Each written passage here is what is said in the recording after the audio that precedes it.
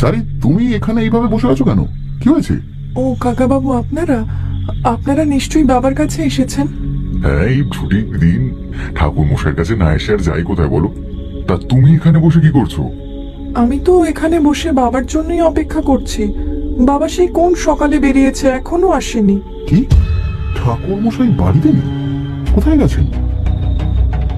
কোথায় গেছে তা তো জানি না কাকা বাবু, তবে আজ সকালে আমি রান্নাঘরে ছিলাম, হঠাৎই একটা চিৎকার শুনে বাইরে এসে দেখলাম।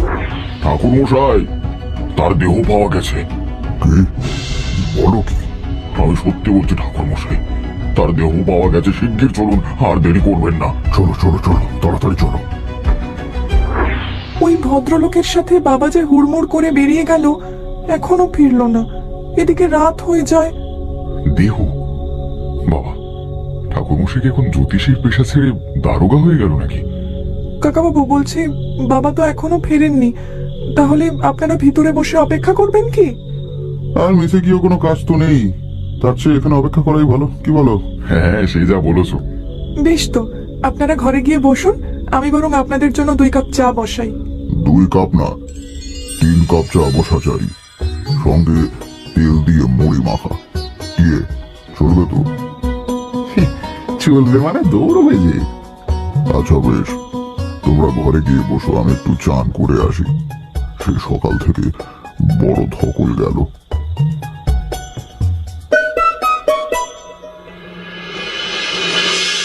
আচ্ছা, আমার জন্য তোমাদের বেশ কিছুক্ষণ অপেক্ষা করতে হলো বলো?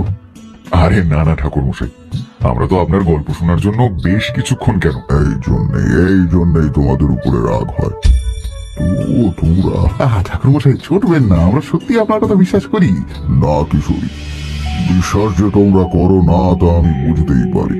তোমরা ভাবো এই বুড়োটা দিন রাত বসে বসে গাল গল্প তোমাদেরকে শোনায়, কিন্তু আজকে ঘটনা শুনলে তোমরা আমাকে আর বানিয়ে গল্প শোনাই বলে অপবাদ দিতে পারবে না।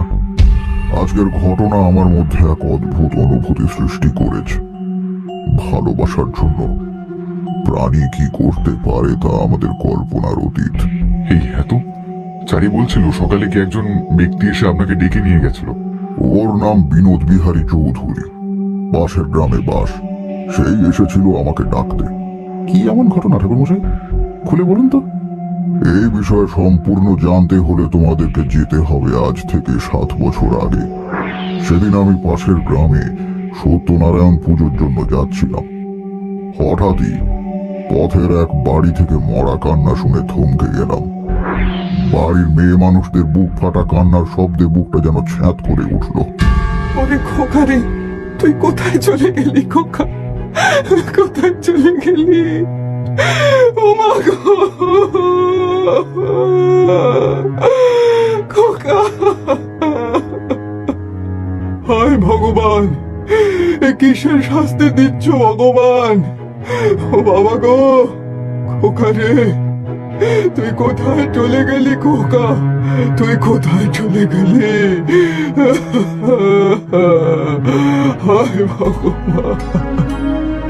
মরা কান্না শুনে আমি একটু দাঁড়িয়ে যেতেই দেখলাম বাড়ির সামনে একটা পাগল গোছের ছেলে বসে মাথা চুল করছে।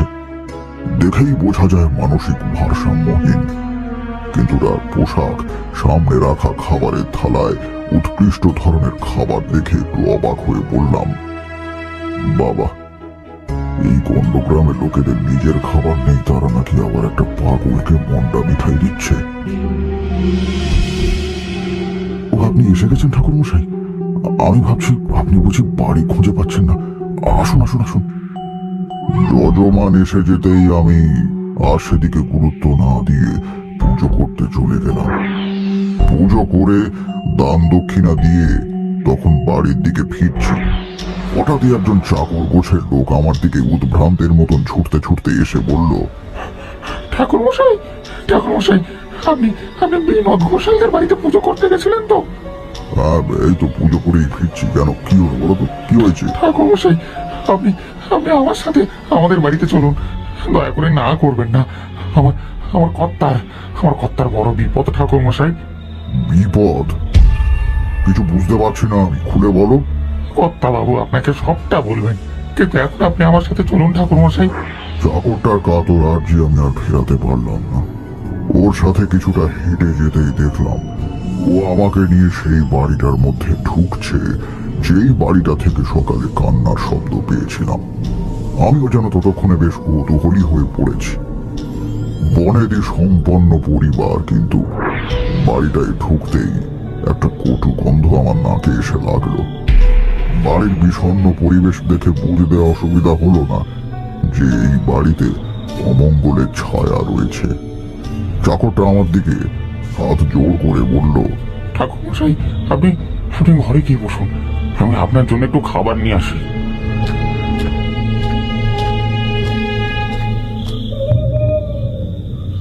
আপনি এসেছেন, দয়া, আপনার পরম দয়া ঠাকুর মশাই। আহা, উঠুন উঠুন উঠুন, এমন করে আমাকে লজ্জা দেবেন না।